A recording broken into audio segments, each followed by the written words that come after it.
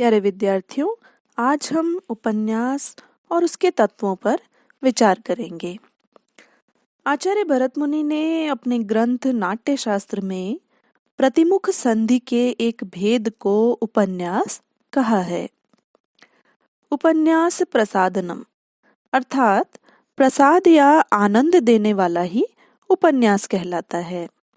व्युत्पत्ति की दृष्टि से देखा जाए तो उप तथा नि पूर्वक अस धातु में अच प्रत्यय जोड़कर उपन्यास शब्द बना है। इसका साधारण अर्थ है समीप रखी हुई वस्तु। उपन्यास शब्द हिंदी, बंगला तथा उड़िया आदि में समान रूप से प्रचलित है, लेकिन मराठी में कादंबरी और गुजराती में नवलकथा शब्द पाए जाते हैं। अधिकांश भारतीय भाषाओं में प्रचलित यह उपन्यास शब्द अपने आप में समर्थ है, क्योंकि उप, नि, अस से क्रमशः उप बराबर हुआ समीपत्व, नि का मतलब हुआ नैकट्य और अस का मतलब हुआ यथार्थ स्थिति का अस्तित्व बोध होता है, जो उपन्यास का अपना धर्म है। इस प्रकार इसका अर्थ यह हुआ कि उपन्यास वह विधा है जिसमें उपन्यासकार पाठक के निकट अपने मन की कोई विशेष बात या कोई मत रखना चाहता है। आज के उपन्यास का प्रचलन पाश्चात्य साहित्य के प्रभाव से हुआ है, इसे अस्वीकार नहीं किया जा सकता। पाश्चात्य देश में उपन्यास, जिसे कि अंग्रेजी में नॉवेल कहते हैं, 17वीं या 18वीं शताब्दी से शुरू हो गए थे। ये पहले काल्पनिक तथा चरित्र प्रधान होते थे, लेकिन बाद में यथार्थवादी बन गए। नॉवेल, जो कि अंग्रेजी का NOVEL नॉवेल से बना है, नॉवेल शब्द इटली के नाविला शब्द से ग्रहित हुआ है। नॉवेल के संबंध में रॉल्फ फॉक्स ने कहा है, यह एक कथात्मक गद्य मात्र नहीं है, मानव जीवन का गद्य है। यह समूची मानव जाति को अभिव्यक्त करने वाली प्रथम कला है। उपन्यास भले ही किसी समाज, व्यक्ति अथवा किसी मनुष्येतर प्राणी को लेकर क्यों न लिखा जाए, अगर इसका विश्लेषण सही है, वर्णन सुंदर है, अंतर्दृष्टि तीक्ष्ण है, तो उसे अच्छी कलाकृति अवश्य माना जाएगा। उपन्यास के तत्व। इसके 6 तत्व आज सर्वमान्य है। पहला कथा वस्तु, दूसरा चरित्र चित्रण, तीसरा संवाद या कथोपकथन, चौथा भाषा शैली, पांचवा देश काल एवं वातावरण और अंतिम 6वां उद्देश्य। पहला है कथा वस्तु।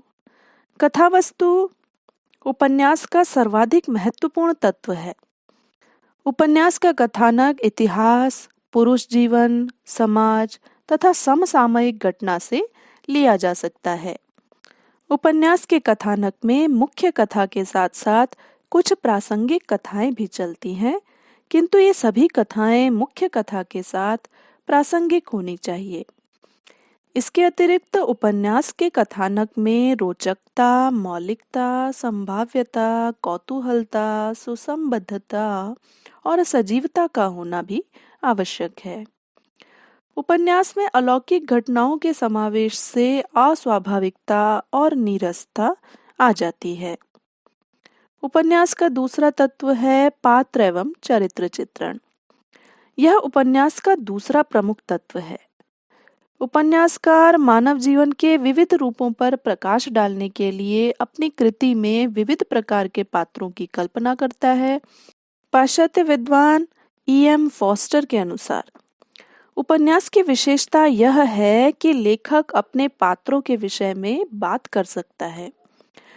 उसी प्रकार उसके द्वारा उनके वार्ता के समय हमारे सुनने का आयोजन भी कर सकता है।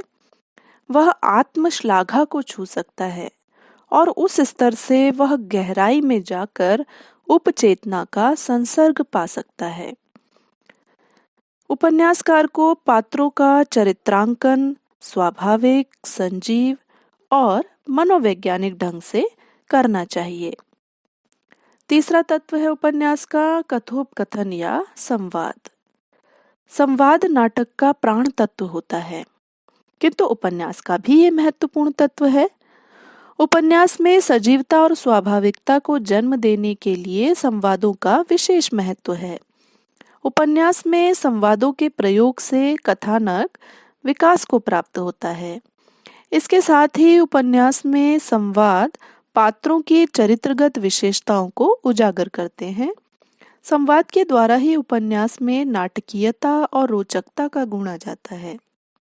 उपन्यास के संवाद सरल, सरस, स्पष्ट, संक्षिप्त, स्वाभाविक, सजीव, संयत, पात्रानुकूल और गंभीर होने चाहिए। उपन्यास का चौथा तत्व है भाषा शैली। उपन्यास में लेखक अपने भावों और विचारों की अभिव्यक्ति भाषा शैली के माध्यम से करता है। इस तत्व के आधार पर उपन्यास की लोकप्रियता बहुत अधिक निर्भर करती है। जिस लेखक में भाषा शैली जितनी सरल, सुबोध, स्पष्ट और प्रवाहपूर्ण होगी, वह उतनी ही अधिक ख्याति प्राप्त कर सकता है। पांचवा तत्व है देशकाल तथा वातावरण। उपन्यास में जीवन की वास्तविकता का संचार करने के लिए देशकाल तथा वातावरण की आवश्यकता पड़ती है। उपन्यासकार के लिए यह आवश्यक है कि वह जिस देश और काल को लेकर अपने उपन्यास की रचना करे, उसी का यथार्थ चित्रण करे। इससे उपन्यास में सजीवता और स्वाभाविकता आ जाती है। ऐतिहासिक उपन्यासों में इस तत्व पर विशेष बल दिया जाता है, किंतु सामाजिक उपन्यासों में भी इसका महत्व किसी भी प्रकार से कम नहीं है। इसके अभाव में उपन्यास की कथा नीरस, अस्वाभाविक, शिथिल और लक्ष्यहीन हो जाती है।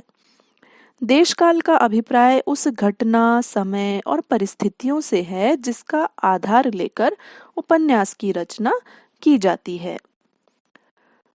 उपन्यास का अंतिम छठवां तत्व है उद्देश्य।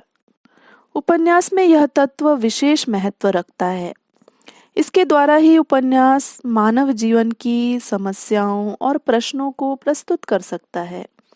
उपन्यासकार अपनी कृति में किसी न किसी उद्देश्य को अवश्य प्रस्तुत करता है। उद्देश्य एक बीज है और उपन्यास उसका विकसित फल है। उपन्यासकार को अपनी कृति में उद्देश्य बहुत कलात्मक ढंग से अभिव्यक्त करना चाहिए। यदि उसने सीधे सीधे ढंग से इसे प्रकट किया तो उसकी कृति में नीरसता और अस्वाभाविकता आ जाएगी। इस प्रकार उपन्यास हिंदी गद्य की एक महत्वपूर्ण विधा है।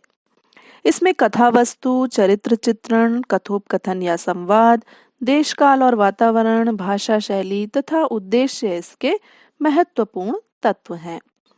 डॉक्टर प्रताप नारायण टंडन का मत है, वे कहते हैं, आज उपन्यास को केवल एक मनोरंजन के साधन के रूप में ही पाठक ग्रहण और स्वीकार नहीं करना चाहते, वे एक प्रखर और स्पष्ट जीवन दर्शन की भी मांग करते हैं।